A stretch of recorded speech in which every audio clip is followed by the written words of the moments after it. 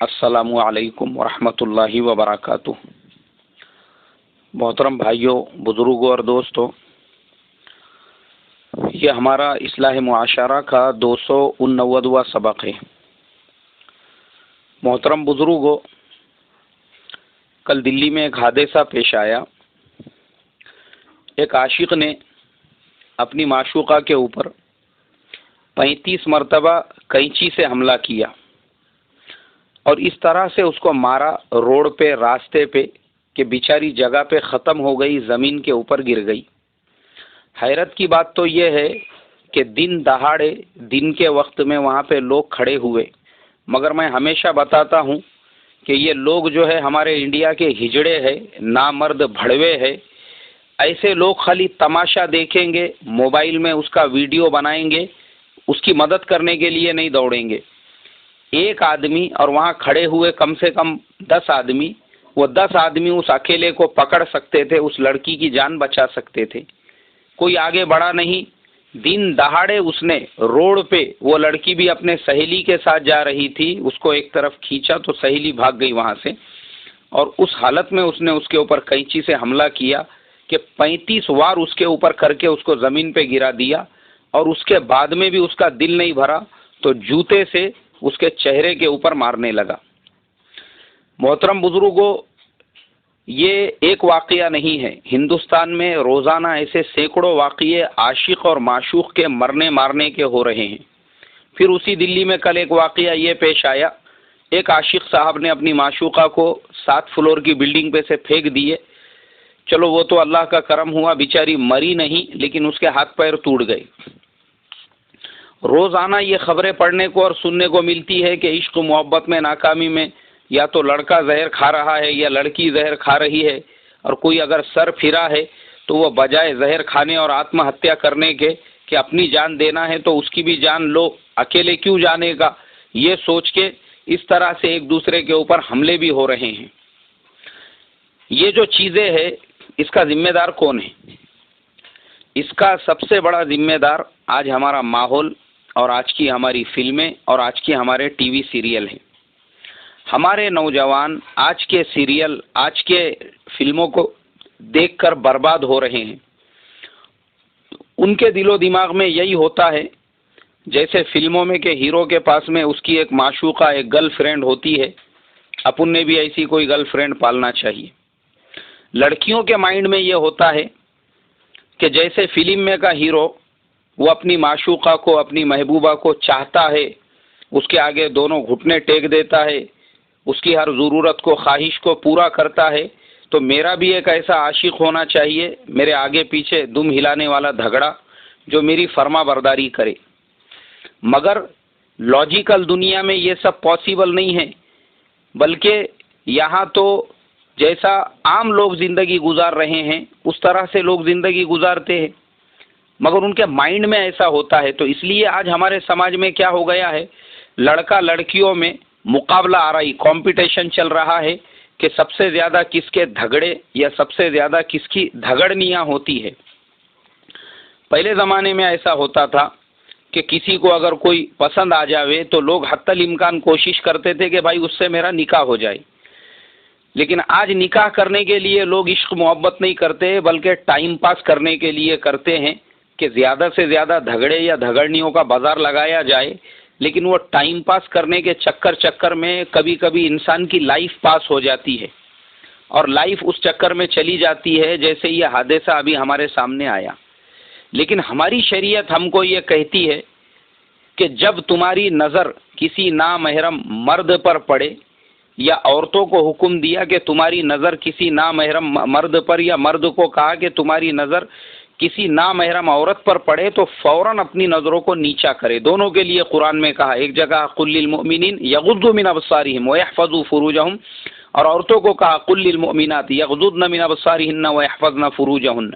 دونوں کے لیے اللہ تبارک و تعالی نے ایک ہی حکم نازل کیا، اپنی نظروں کو محفوظ رکھے، اور اللہ کے نبی صلی اللہ علیہ وسلم نے بشارت دی کہ جب تمہاری نظر کسی نامحرم کے اوپر پڑے تو فوراً اپنی نظر کو نیچا کر لو۔ جو آدمی جس کی نظر نامحرم پہ پڑے اور وہ فوراً اپنی نظر کو نیچا کر لے، اللہ تبارک و تعالی اس کے دل میں ایمان کا ایسا نور پیدا کریں گے، اس کی حلاوت اور لذت کو وہ محسوس کریں گا۔ اور میں آپ کو پرسنل ایکسپیرینس بتاتا ہوں، اگر آپ ایسا کرو گے کہ نامحرم پہ نظر پڑتے ہی اپنی نظر نیچے جھکا لو گے، آپ کو آپ کی نمازوں میں، عبادات میں ایسا لذت اور ایسا مزہ محسوس ہوگا، ایسا لگے گا جیسے آپ اللہ کے عرش کے سامنے کھڑے ہو کے نماز پڑھ رہے ہو۔ اپنی نظروں کو محفوظ رکھ کے تو دیکھو۔ مگر آج نظروں کو محفوظ رکھنے ہمارے نوجوان تیار نہیں ہیں، بلکہ الٹا اپنی نظروں کو خراب کرنے کے لیے لوگ کالجوں کے سامنے، روڈ پہ، راستوں پہ اور باہر بیٹھے ہوئے ہوتے ہیں، خاص طور پہ نامحرموں کو دیکھنے کے لیے، اور مقابلہ آرائی چلتی ہے لڑکوں کے اندر، اور اس کے اوپر بحث و مباحثہ ہوتا ہے کہ یہ کیا ہے، ان کے نام بھی رکھ دیے ہوئے ہیں، یا تو موبائل ہینڈ سیٹ کے حساب سے یا گاڑیوں کے حساب سے۔ دیکھ دیکھ بولے بی ایم ڈبلیو جاری، دیکھ دیکھ بولے مرسیڈیز جاری، دیکھ دیکھ بولے یہ ہونڈا سٹی جاری، اس طرح کے ہمارے نوجوانوں نے نام رکھے ہوئے۔ دیکھ دیکھ ٹیمپو جا رہا، بولے ٹیمپو، دیکھ ٹاٹا 407 دیکھا کیا۔ اس طرح سے نامحرموں کو خاص طور پہ جب ہمارے نوجوان دیکھیں گے، اس طرح کے نام ان کے رکھیں گے، تو مجھے بتاؤ دلوں میں کہاں سے نور پیدا ہوگا۔ اور دوسری طرف عورتوں کا بھی ایسا مزاج بنا ہوا ہے، خاص طور پہ کچھ کام نہیں بھی ہے تو اسپیشلی سج کے دھج کے اپنے حسن کا زلزلہ ساتھ میں لے کے جھگڑے گھیرنے کی نیت سے روڈ پہ، راستوں پہ، بازاروں میں نکلنے کا، کہ زیادہ سے زیادہ جھگڑوں نے میری طرف اٹریکٹ ہونا چاہیے بول کے۔ جس شریعت نے عورت کو پردے کا حکم دیا، چہرہ چھپانے کا حکم دیا، آج ہمارے سماج میں ایک عام ماحول بنا ہوا ہے چہرے کو کھلا رکھنے کا۔ یہ چہرہ کھلا رکھنا یہ مسلمانوں کا طریقہ نہیں ہے، یہ یہودیوں کا طریقہ ہے۔ پہلے زمانے میں یہودی عورتیں اور کرسچن عورتیں بھی برقع پہنا کرتی تھی، لیکن ان کے اور مسلمان عورتوں کے برقعے میں فرق یہ ہے کہ وہ اپنا چہرہ کھلا رکھتی تھی اور مسلمان عورت اپنے چہرے کو چھپاتی ہے۔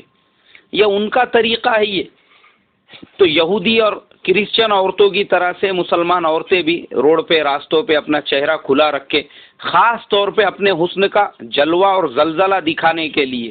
لیکن ان عورتوں سے زیادہ دیوس، نامرد اور بھڑوے تو وہ مرد ہے جو خود اپنی بیوی کو اپنے بائک کے پیچھے بغیر پردے کے بٹھا کے لے کر جاتے ہیں، تماشا بتاتے ہوئے کہ میری دھگڑنی کو دیکھو یہ کیسا زلزلہ ہے بول کے، میری جورو کو دیکھو یہ کار میں جو میرے بازو بغیر پردے کے اور بغیر برقعے کے بیٹھی ہوئی ہے۔ یہ خاص طور پہ ہمارا مزاج بنتا جا رہا ہے۔ جس شریعت نے ہم کو پردے کا حکم دیا تھا، ہم ہی اس کو پامال کر رہے ہیں۔ مرد کی ذمہ داری ہے، وہ مرد ہی نہیں جو اپنی عورت کو پردے میں نہ رکھے۔ آپ کے اوپر لازمی ہے آپ اپنی بیوی کو پردے کے اندر رکھو۔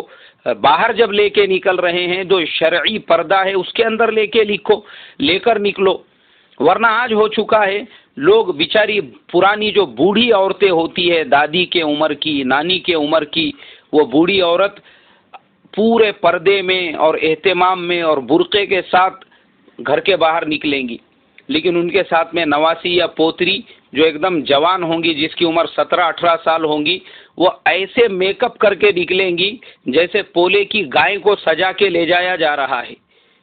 جس کو پردے میں رکھنا چاہیے، جس کو پردے میں برقعے میں ڈالنا چاہیے، اس کو سجا دھجا کے شو روم بتانے کے واسطے لے کر جا رہے ہیں، شادی کے فنکشن میں، سفر کے اندر، ٹرینوں میں، بسوں میں، پوری قوم اس کو دیکھ رہی ہے، اور جو نانی دادی ہے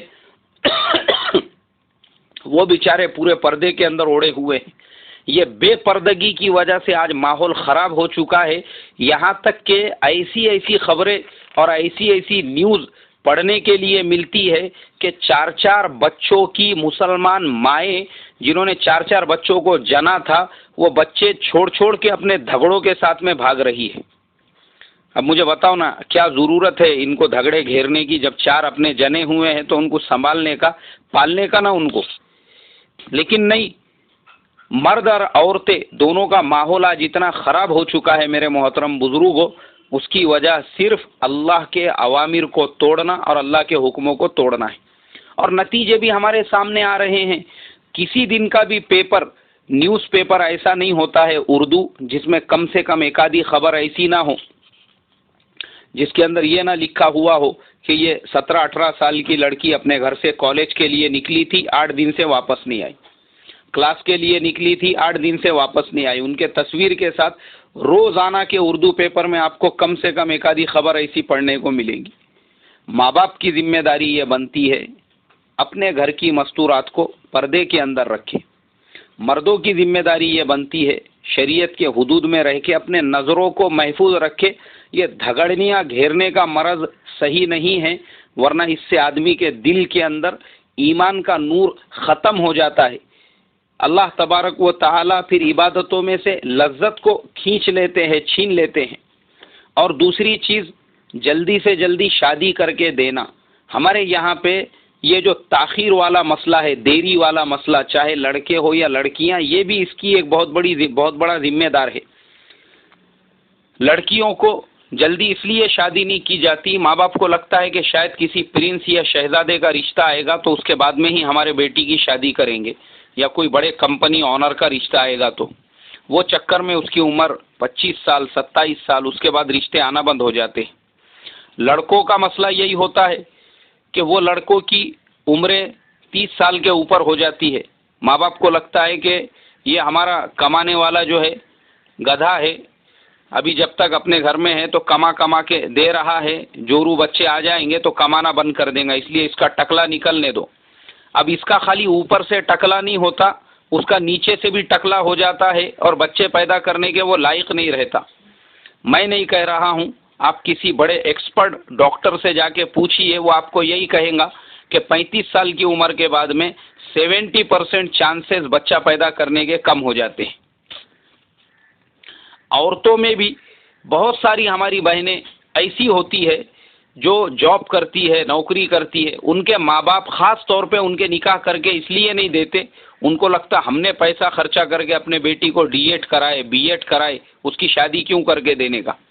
ہم نے پیسہ خرچہ کر کے اپنے بیٹی کو ڈاکٹر بنائے، انجینئر بنائے، پیسہ کمانے کے لائق بنائے. اب بولے یہ جو دوداچی مشیا ہے اس کو دوسرے کے گھر پہ لے جا کے کیوں باندھنے کا، تو اپن فائدہ اٹھاؤ.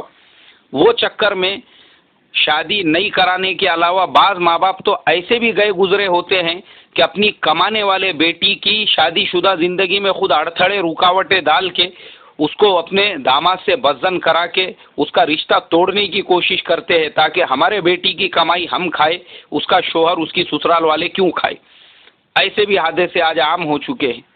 تو اس کے لیے محترم بزرگوں، اللہ نے ہم کو پردے میں رہنے کا حکم دیا، ہم پردے میں رہے. مرد اپنے نظروں کی حفاظت کرے اور نوجوان جلدی سے جلدی نکاح کرے، اس لیے کہ ہر عورت کے پاس میں وہی ہے جو آپ کی معشوقہ کے پاس میں ہے. ایسا نہیں ہے کہ اس کے پاس کچھ اسپیشل ہے اور دوسری عورتوں کے پاس میں نہیں ہے.